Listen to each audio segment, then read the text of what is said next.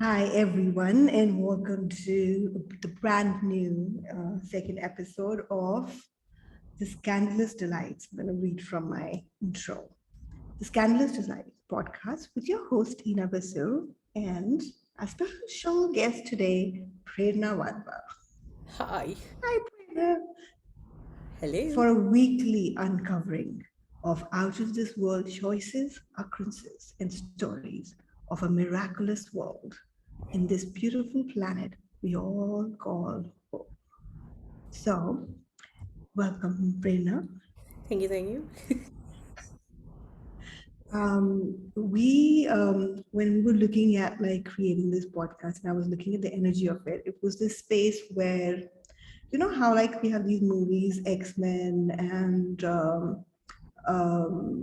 which are the other ones? The what are the other ones? The Marvel comic Yeah, ones, yeah. I know what you right? yeah. And they have these superpowers. And you look at that world and you go, they have these superpowers and they have um, all this. It's like a general day-to-day conversation. Like no one doubts it. Yeah. It's like a done thing. Of course, you can change molecules and you can do different things. And I was wondering, like, what a world would that be to live in that miraculous world? And I have a sense that that sort of is available. We all do, right?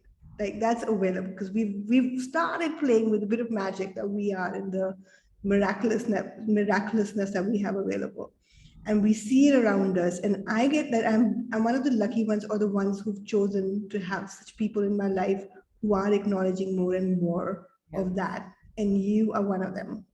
So Oh, thank you for being that, because you pinged when I was asking the podcast who would it like to invite.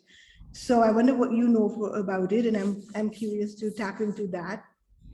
This yeah. is an absolutely unplanned, uncensored podcast and candid podcast. And we wonder where we can go with this conversation. And Prerna, amongst many, many, many, many amazing things, is an Access Consciousness certified facilitator and a talk to entities facilitator. I know you're a bunch of facilitators. Do you want to That's about it for now. add? Certified Okay, facilitator and talk to the entities facilitator. facilitator. What else is possible? Yeah. And thank you so much for like saying that. Like, I have this group. It's called Access with Prerna on WhatsApp, and I just posted it yesterday. I was like, since I've woken up yesterday, like every post that I would open up, whether it was Facebook or Instagram or a book, the only words that would jump at me is miracle, miraculousness, magic, mysteries, possibilities. And I was like, what is this? Like, of course, it's a tangible reality, and it's a, for me at least, it is. And one of the things that I wanted to, like, when you were talking about, is how it's more and more available now than ever before to choose this and be this magic. But also, what I do want to highlight is how many lifetimes have you actually been miraculous and did it behind, in we've not come out of the Now closet. that is too scandalous for a podcast. But we are delighted to hear it. So tell us more. So I mean, like, what if we are all immensely magical and miraculous, but we're just hiding in the closet? Like it's skeletons in the closet. It's like all this knowing and this where magic is possible, where you've done magic in multiple lifetimes. You probably were on the creating team of magic. You probably were the ones who taught magic to other people, and like that we wow, I have goosebumps. And now we're just like living our lives like, oh, I don't know, how does that happen? Like what do I do? Like, What step how do one? you pay my bills? Yeah, how oh my God, I want a car. I wonder what I mean, like, oh no, that's no, like we go into like this linearity and this doubt and this I don't know, when actually we've, for the lack of a better word, like manifested or physically actualized uh, so much greater things than just material things.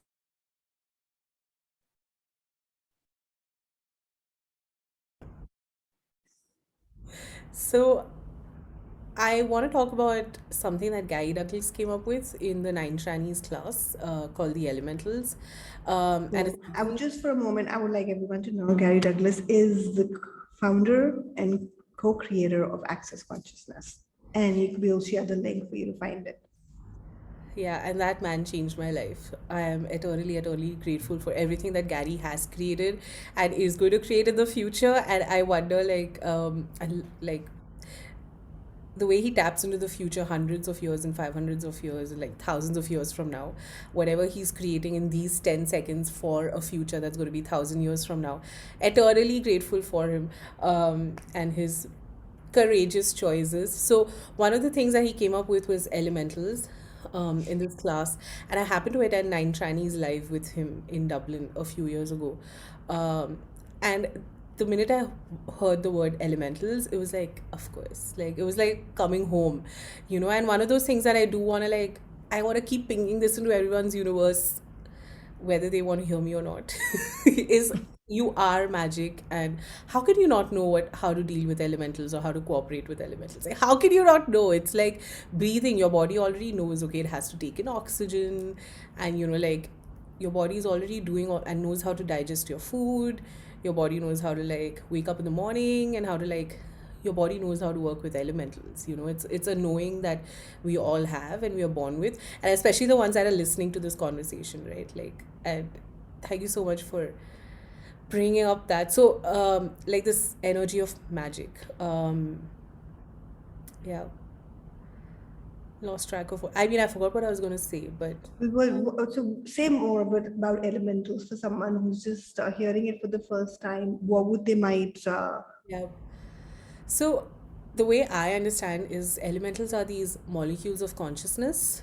Um, they are these forces in nature, in the universe, that want to contribute to you massively for everything that you're asking for. And when we engage, like how we talk about in Access Consciousness, is that you've got to engage with the elementals, and how I like to say it is you need to activate your initiate your conversation, activate your conversation. It's like me talking to you, right? Like I can like look at you from across the room for years, and I know that you exist, but just because you exist doesn't mean that you predominantly become a part of my life unless I make an effort to invite you into my life, right? It's like, hi Ina, how are you? I'm creating this, would you like to contribute? Can I contribute something to you? And it's the same thing with elementals. These are the forces of consciousness, molecules of consciousness, that are these massive, without wanting to go into the definition of it, like these massive beings of consciousness, that want to contribute immensely. And what Gary Douglas, founder of Access, often says is that as long as you're choosing consciousness, the elementals will contribute to you, and they make things move way faster than we are used to in this, like how say, to be successful, I will need 10 years and 5 days, or yeah, I have to do 100 calls with 1,000 and people. 5 minutes. Or I will have to work out for a year and then I can lose this amount of weight. Or, oh, I have to wait till I'm 25 to get married, and I have to have kids before 35. And you make time so linear and so significant. Um, and then when you engage elementals, they have no concept of time. They're like, oh, thanks for asking. And, they like just like, they're like fast. They're can we abuse on this Candleless Delights podcast? Is it kid Go friendly? for it. If anyone stops us, we'll just beep it. Beep. You can beep, They're beeping but fast. it's our podcast, so no one can Yes. stop us. So Yeah. So and how much more can each one of us have our own backs and trust ourselves? This is, like you said in the beginning of the podcast, is that we're just coming out, and we're just starting to acknowledge the magic that we be. And here is this space where not many people have walked bravely and courageously out in the open. We've done it, but it's been something that we've hidden, and we've, because yeah, because we have this sense of like, oh, but I haven't managed to pay that bill or get that one thing that I want. So how can I really be magic and miraculous? But it's we're not looking at like everything that we are creating. And I just wanted to add with the elementals and like even including the universe within your creations and allowing it to contribute is one of the things I realize is that people actually universe is always contributing to you, and so are the elementals. Now, if you're not acknowledging it, they're still doing it. The thing is, you've got to look at what are you asking for, because whatever you're asking for is what is showing up for you. Like that's what I realized when the first time I got the tools. I was like, wait a minute, I'm choosing everything. This is showing up. That's so cool, because if I can create this, what else can I create?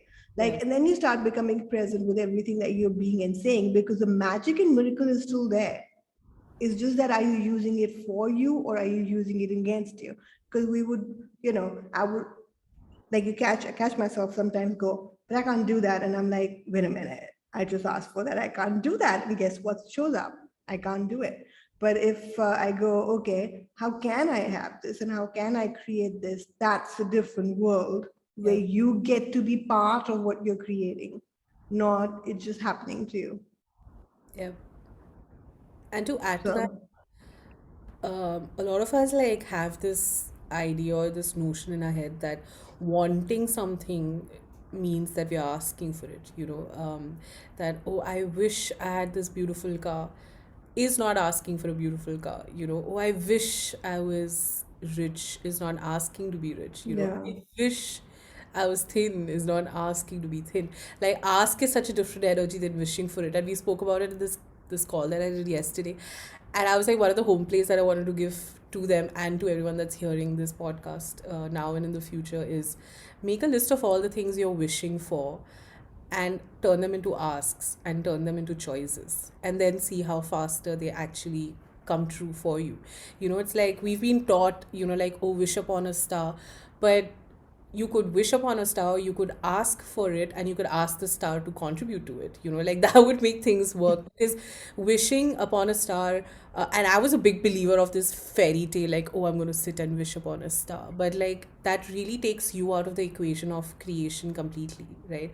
But if I Yeah. ask, okay, I would like to have this, now what would it take to have this as part of my reality? What would it take to actualize this? What would it take to manifest this? What would it take to be this, receive this, have this, perceive this, um, as a tangible reality, that I can touch and I can feel, I can see, I can taste.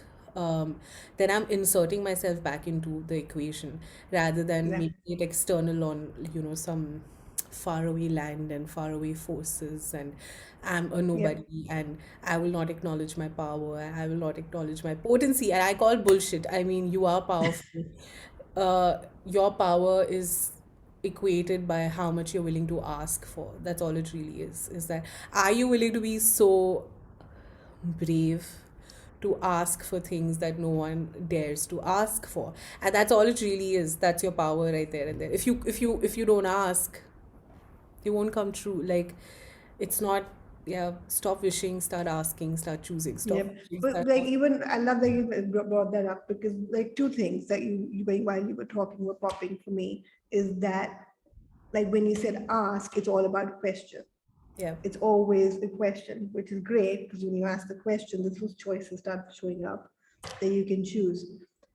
And the other thing that you're saying, the wish, like what's the energy, what's the underlying energy there? Because when you're wishing, you've already decided you can't have it. Yep. When you're asking, or asking it as as a question, then you're going, okay, this is what I would like to have. Now, what's it going to take? So it's such a different, yeah. Yeah, and that's So thank brilliant, you. right? Because when you wish for something, underlying it, you've already decided or concluded, oh, I can't have this. That's why it's a Yeah. wish. Because you think you can't have it is why it turns into a wish. But when you turn it into an ask, where like, what would it take to have this? You know that you're worthy of asking for it. You know that you deserve to have it. You know that it is possible to have it. You know that it should be a reality. It must be a reality. You are already stepping beyond this reality of family and what society tells you and what you tell yourself often or what your mind tells you, right? Like, you're already going into, okay, wait a second. My power does not lie in what I wish on. My power lies in what I can ask for and what I can choose. Now, I just have to like sit and really have an honest conversation with myself. How powerful do I wish to be? Like, how many more like choice? And I love, how Dr. Dane says it. Dr. Dane Heed is also a co-creator of Access Consciousness, and how he says is that I've screwed up way more times than you guys have even made choices. So I love how Yeah. he's like, please choose. Like he's like, I've made so many bad choices in life Yes. that you guys have even made a choice. So please give Yes. yourself the permission to choose irrespective of whether it's a right choice or the correct choice or the good choice or the perfect choice. Like just fucking choose. Just beeping choose. Just choose. Beep, Just beep, beep, beep. Yeah. choose. Like, Yes. So yeah. how does one choose? What do you mean? I mean, you want to go pee. You can sit in bed all day long and be like, I have to pee. Or you could choose to get up from your bed and go and fucking pee. Go Yeah. beeping pee. Yeah. My favorite is that you don't really come while thinking about masturbating or having sex. Yeah. You gotta lift your hand. You gotta use To it. work with the elements. Work with the elementals. Exactly. Work with the Goodness. forces on your body and inside your body, and like, but yeah, I mean, and how we talk about an access class is like, okay, get up, and you get up. That's a choice. Okay, now you can sit. That's a choice. To go to the bathroom is a choice. To eat is a choice. To talk to someone is you making a choice. To me doing a podcast is me making a choice. To everything we're doing, we're choosing every second of our day, irrespective of what we are choosing. We're choosing. I'm having a fight with someone. I'm choosing it. I want to kill this person. I'm choosing it. You know, oh, this person never understands me. I'm choosing it. I'm choosing Yep. for this person to never understand me. Uh, oh, my marriage is fucked up. My marriage is beeped up. Oh, I'm choosing to be in a marriage that's beeped up. Every thing that's showing up in our life is our choice, our choice, our choice. And um, this could be, if I had to extrapolate this conversation, this could be a choice you made in previous lifetimes that's showing up for you now. Um, I wonder which lifetime, and I wonder where did all of you commit to creating more consciousness on earth, and acknowledge for yourself that you've come here in this crazy time to like, bitches, let's create something different, like this reality is not working anymore. It's time to create a different reality. And I love how, in Foundation, which is a core class of Access Consciousness, there's this line that Gary has written right on the introduction. So it's page number 1. Like that's where you start the foundation from. And it took me 3 years to understand it. I kid you not. I understood all the rest of it, maybe not all of it, but Yeah. that one line took me 3 years to understand is you don't have to fight this reality. You're not here to fight this reality. You're here to create a different reality. So it took me beeping years to get that. It's like you're not here to fight this reality. Or make this reality wrong. You're just here to create a different reality. Like, okay, so if I don't have to fight this reality, if I don't have to make someone wrong, and if I can and I am choosing to create a different reality, now what is possible that, Yeah. I'm glad that you mentioned that because like what is that even? Because like when you're saying that, there's a sense of that, like what would you be distracting yourself from if you were fighting this reality or you were busy making this reality wrong or right for that matter? Because what you're distracting yourself from is, would you know, like I know it's true for you, Prerna, and it's true for me, and I've heard thousands and thousands of people like say this and be it and come to this realization where you go, oh my goodness, I am aware of a different possibility.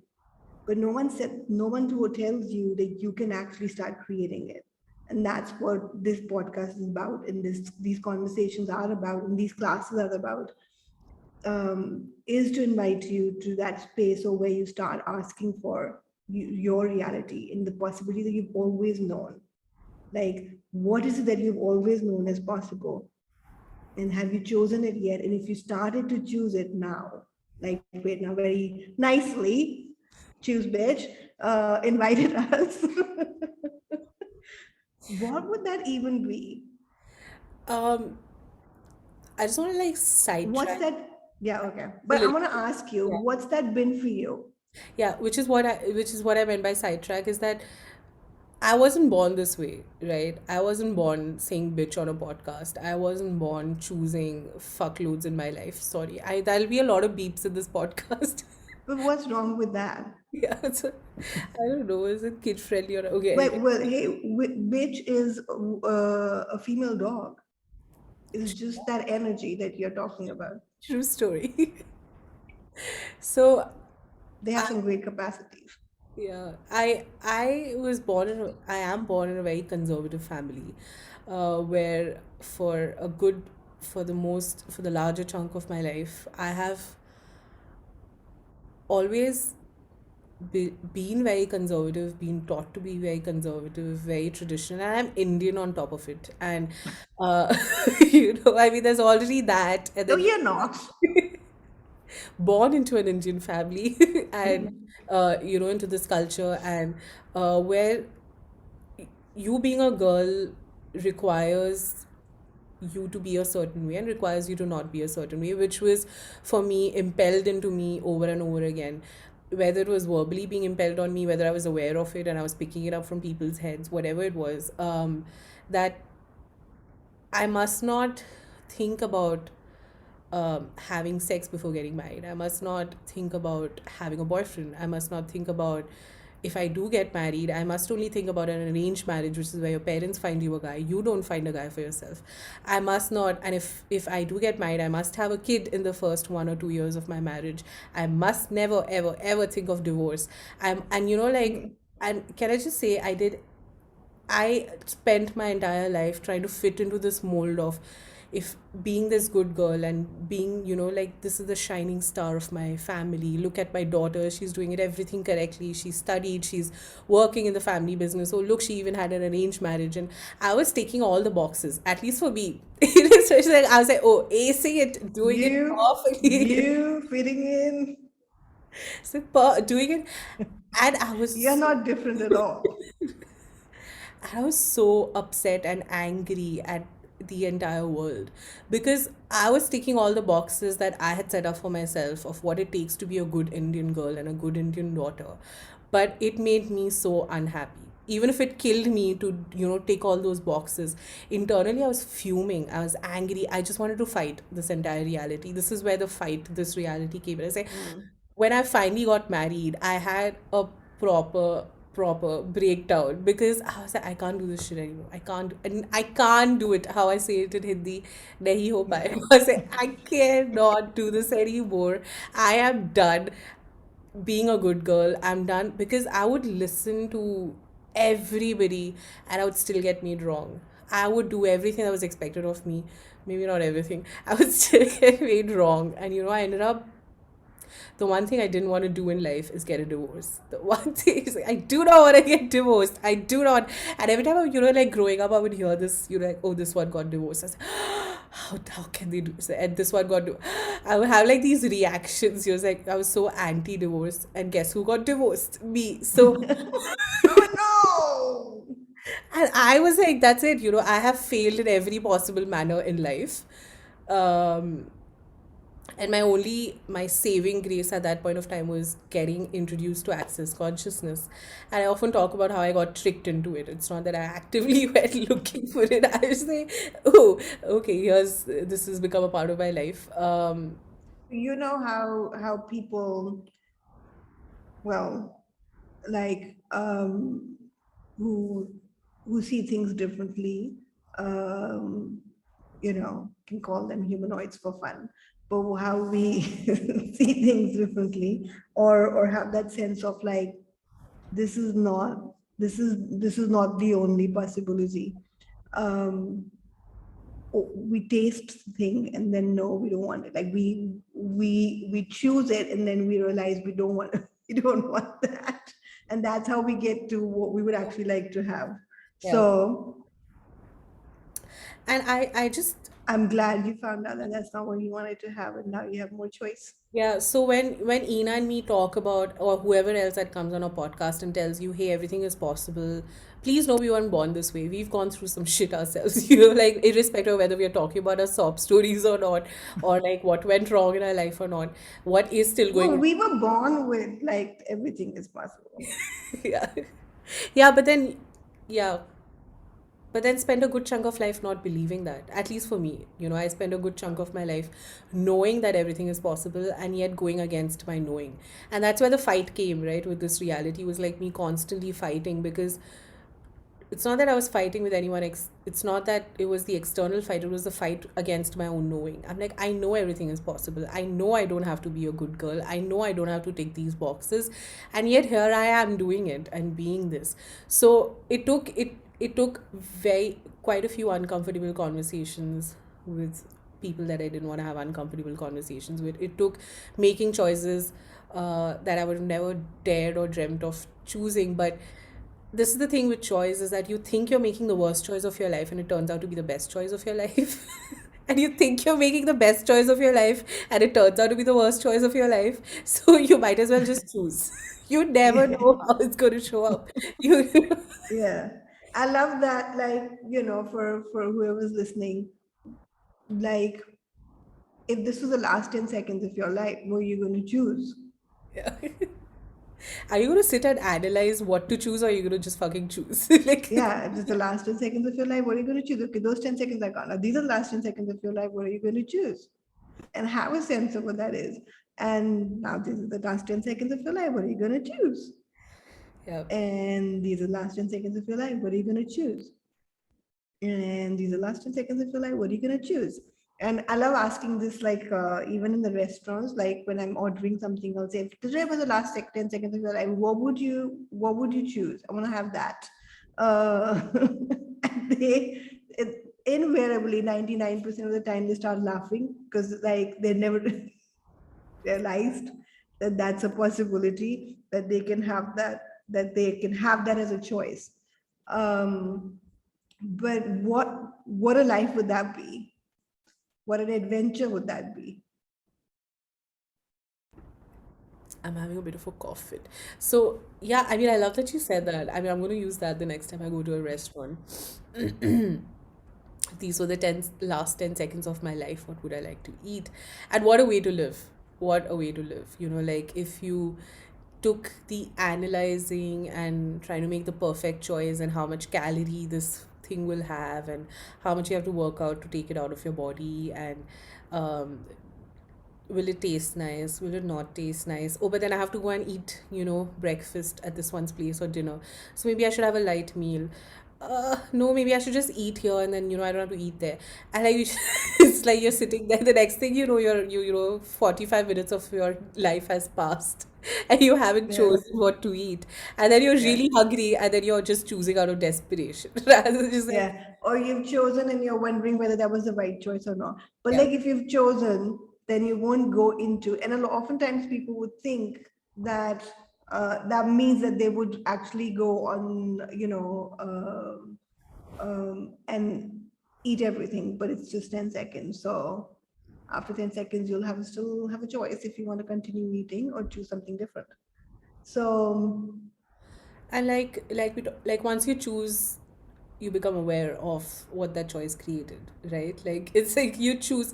It's not like it doesn't work the other way around. In this reality, we are taught that if you analyze and you think about it enough, then your choice will be correct.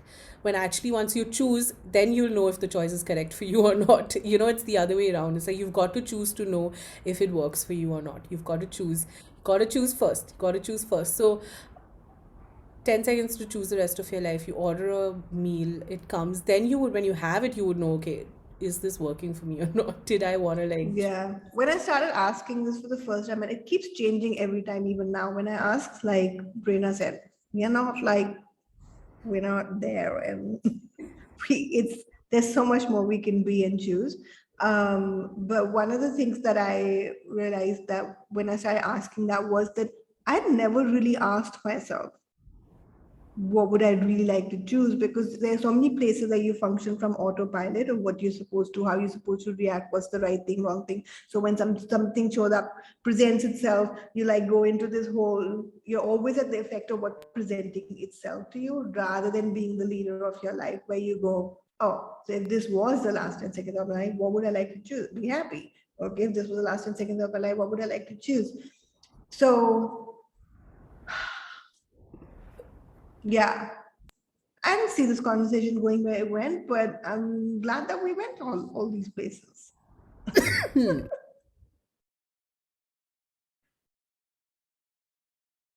Sorry, So, my throat's very weird at the moment. But yeah, I mean, yeah. And if we are wrapping up this conversation, one of the things that I do want to like just wrap up on is starting with, the conversation we started with elementals and magic and miracles and mysteries, and then, when it comes down to making choices, it becomes like this very streamlined and very narrow version of what can I choose and what can I not choose, because like we talk about, like in life we think we only have a menu and you've got to choose from that. So if you are choosing it, then maybe I have a reference point to choosing it because it's on my menu of choice, and if no one else is choosing it, I wouldn't even know how to choose it, because how do I choose something that no one else is choosing? And this is, you know like if you look at the first female prime minister anywhere in the world, or the first female president, did they make a choice no one else was choosing? Probably. So one of the things that I also love that Dr. Dane is talking about, who's the co-founder of Access Consciousness, is creating a list of wow, like your wow list, where he talked mm, about make a list of 10 things that if they come true, they would be like, wow, I cannot believe this is happening. mm, And just put that in and take a notepad or on your phone, just put today's date, put down those 10 things that if they ever were to come true, you will be blown out of your mind. Like those will be your wow epic moments. And then put an alarm 1 year from now to check your list of mm. wow list. Just write it and forget about it. Just put it somewhere. You don't have to go and watch it and read it every day. Just put it away, and 1 year from now, when your alarm rings, check your wow list and just see what's different in your life. Because we don't dare to ask for something that's wow. If you actually sit down and honestly ask yourself, what would I like to choose? Just going to choose from this menu of this reality, which doesn't really involve the miraculous, which doesn't really involve Yeah.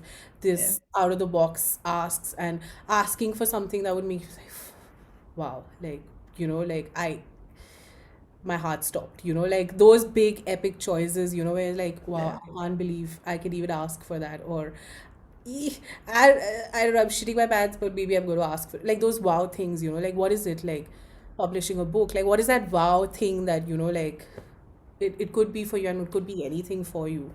um I remember when I started asking for the first time, even what is it that I would like to have, I didn't even realize that I could ask for. I heard someone else asking for it, and I was like, oh my goodness, I'm going to ask for that. I didn't even realize that I could ask for kindness. Like I couldn't even ask that. I didn't realize that I could ask for more people around me who have a generosity of spirit and who have kindness. And what, thank you for asking it, because like what I like just got a flashback from when I maybe first time said like asked for it a few years ago to my life now. Oh my goodness. But also I've had to choose to be that for myself and and be that in the world, like be more and more and choose with every choice more of what that kindness would be, what generosity or spirit would be. And it has brought up points of views and changed my paradigms and challenged my points of views that, like what you said, you grew up hearing and you might think is the right way to be. But it's, yeah, I would invite everyone to choose this and see um, where they can go, what can show up for them. I'm excited. I'm going to make my wow list. I completely lost. So I wanted to talk about the scandalous delights. We call this podcast the scandalous delight for a reason. It might be a nonsensical reason, but um, for me, the energy, if I look back at my life or things that anyone around me found scandalous, it made me realize that a lot of things I'm willing to talk about than most of the people were willing to, because I was curious about things. But I would find it interesting that they were scandalous because most of the times what my research work and my detective work brought me to was that in most of the time it's about someone choosing something different that's out of the norm, out of the box. They're choosing something that maybe others around that community or in that region or that culture or that religion or that country hadn't really chosen it, or they were choosing to explore things that were not, um, you know, not the done thing. So this is an exploration of those those different things that might not be a done thing, but are surely available and possible for people. Yeah. And in each one of times that someone has chosen that, it's created a different world and a different future and a different possibility for everyone else around. Um, and so I wonder where we can go with this. I'm curious. So, Miss Prerna, I wanted to know what's your most scandalous delight? So now that you're talking about it, I'm like actually becoming aware of I'm a true hedonistic by nature, like I believe you. I love food, I love pretty properties, I love luxury, I love the best cars, I love the best jewelry. Like it just like brings me alive in a way that nothing else does. And I just like I was the first one in my family to travel business class because, like, what, economy? He's like, ew. I'm sorry. I know it's scandalous by this reality to look down on economy. Very. To want more than your family? Yep. And I was at school. I had the guts when I was at school to be like, I'm not going to do economy, guys. You need to like upgrade my ticket to business class. And I often like laugh about this, like with a common friend that we have, like he came to Bombay once and he's like, I'm gonna come, and like we could just take the rickshaw, which is a public transport. And I was like, I don't do public transport until date. He makes fun of me. He's like, what do you mean by you don't do public transport? So I don't do public transport. I have my car. Why would I do public? So like I like whenever I'm traveling, I will look at the most expensive property, not in terms of how much money it is, but because how well is it ranked on Condé Nast? What awards has it won? Like is it luxurious? Does it have a presidential suite? I will go and I'll look at the pictures. I will look at the best airlines in the world. I will look at where are the best chefs in the world, where is the best food in the world. Irrespective of whether I'm reaching there at the moment or not, I will go there mentally, like I will put myself in those situations and ask for those energies to show up. I met Ina Basur at a 7-day class, by the way, for those of you Yes. who don't know. So we had a Yes. 7-day class in Malaysia, right? um, Which and was, I think, about living. Was it about like unpredictable living, or was it about life of possibilities, or something like that? I think something to do with possibility. Yeah, that. Hmm. And I remember like we had to book. I just want for everyone, so 7 day is that this absolutely free flowing class where anyone can ask anything, and it's facilitated by Gary, Dane, Simone, and Brendan. And it's one of those places, and it's totally at a resort or a place where only those people who are attending the class are there. Now it's online, sadly. What else is possible? Would love to meet you all and meet you, Rena, again. Oh my goodness.